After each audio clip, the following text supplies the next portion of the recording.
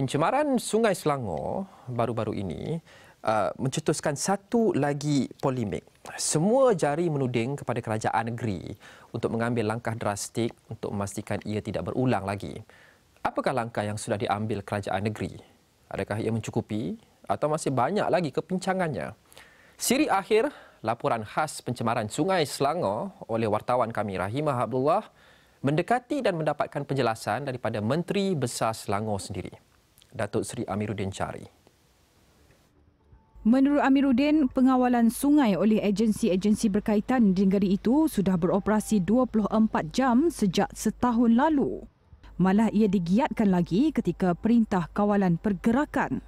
Pemantauan berterusan itu dilakukan selepas menyedari dua lembangan sungai iaitu Lembangan Sungai Selangor dan Lembangan Sungai Langat adalah tapak yang sensitif bagi menampung keperluan air di seluruh Lembah Klang. Sepanjang pemantauan dilakukan, beberapa tindakan pencemaran sungai berjaya dielakkan. Namun tenaga manusia semata-mata tidak mampu untuk memantau kedua-dua lembangan sepanjang masa. Justru katanya kerajaan negeri kini turut memberi fokus kepada kaedah denda yang lebih tinggi dan penempatan semula zon industri. Kita akan cuba menaikkan denda kesalahan yang nak meluas. Sebelum ini dendanya RM500,000 kepada RM1 juta. Tetapi kita akan buat keseluruhan. Kita akan buat keseluruhan, bukan hanya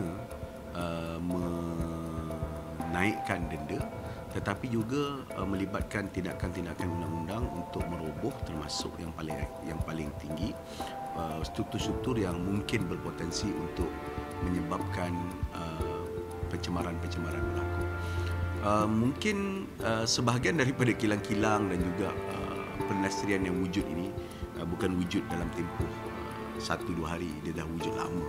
Ada yang berusia lebih daripada 10 dan 15 dan mungkin ada yang berusia 20 tahun. Justru bukan mudah, namun jawatankuasa yang saya akan aturkan nanti memang tujuan dia itu untuk menempatkan semula kilang-kilang yang berlesen terutamanya dan yang tidak berlesen dan sebagainya supaya mereka dapat beroperasi di tempat yang lebih selamat dan ada kemajuan teknologi yang boleh mengukur kadar lepasan-lepasan efluen supaya ia tidak mengganggu dan mencemarkan sungai-sungai kita.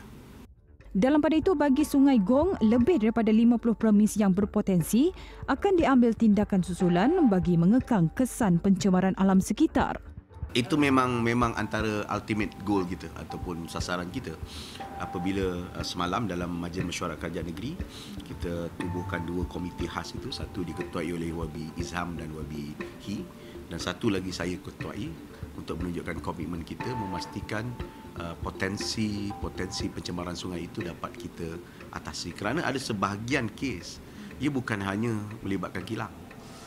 Kes yang berlaku pada bulan Februari ataupun kes yang berlaku pada bulan tahun lepas, saya masih ingat, banyak yang orang melepaskan kepada manhole IWK yang kemudiannya ia mengalir ke pusat rawatan IWK dan dialihkan ke sungai.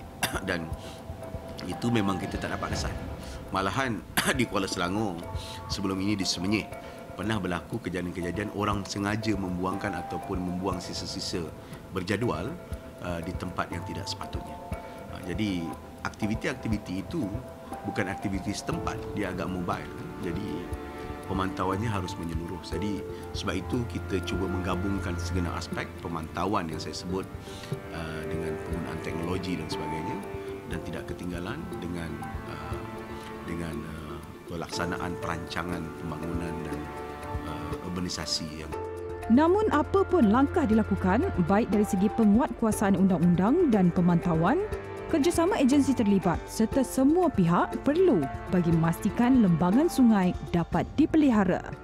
Ia sekaligus memastikan rakyat dapat menikmati bekalan air bersih secara berterusan dan tidak lagi terganggu hidup akibat kerakusan si pencabul sungai. Laporan Rahimah Abdullah, Astro Awani.